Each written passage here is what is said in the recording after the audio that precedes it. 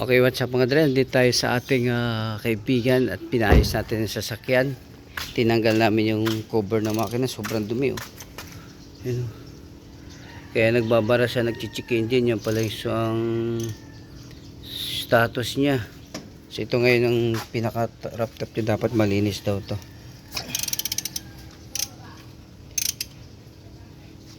Buti nga nabuksan namin kasi para makita kung anong, bakit pabalik-balik yung check engine. Na-scan naman to kahapon, nawala naman yung check engine, kasi pag gising sa umaga ay nag-check engine pa rin. Itong pinaka kanya, yan ang pinaka madumi, so dapat pala nagpa-flashing dito.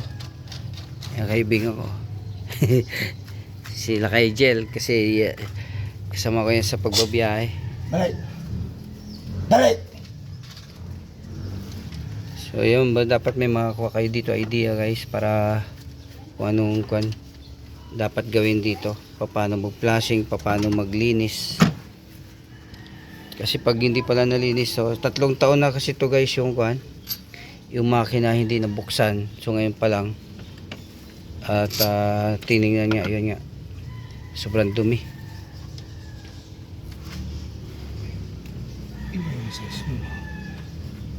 Yung pinaka kanya, Toyota Avanza pala to guys, yung ating sasakyan. So dito pa lang ay dapat dito malinis yan, kasi yan ang nagko-connect dun sa pinaka niya, para hindi siya magbara. Kaya lang malinis daw yan kasi sobrang dumi oh, nagiging putik oh. Sa 3 taon ba naman, change oil lang tayo na change oil, hindi na natin napaplasing yung loob. Langis lang nilalagay. Langis lang kasi laging nilalagay.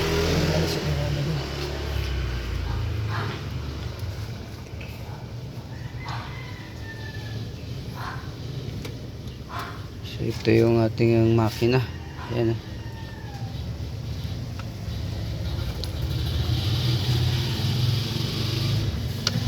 Malalaglag yan yung basket.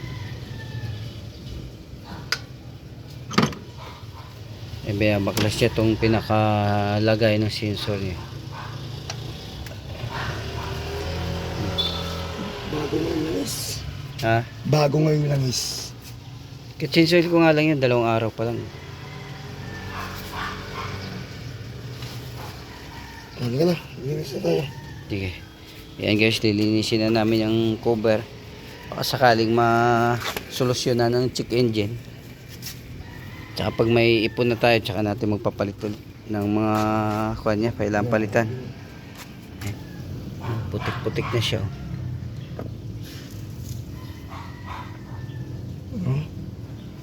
Pwede na taniman ng kamote. Grabe, boss.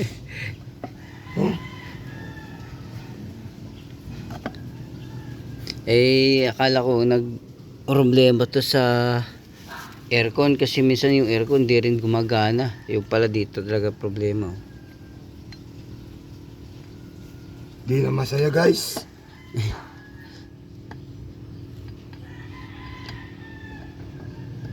Di na masaya. At Isang araw. mahugasan talaga siya, no? Pip pip pip. Pip pip pip. Nagmamaneho sa Cubao.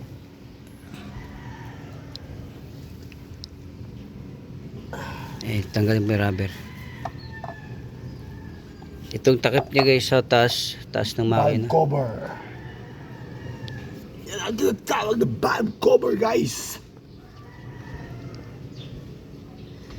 Ito siguro tatanggal to.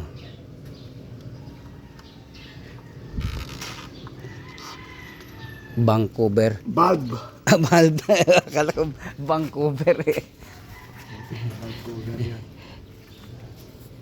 Ay, ano ba to?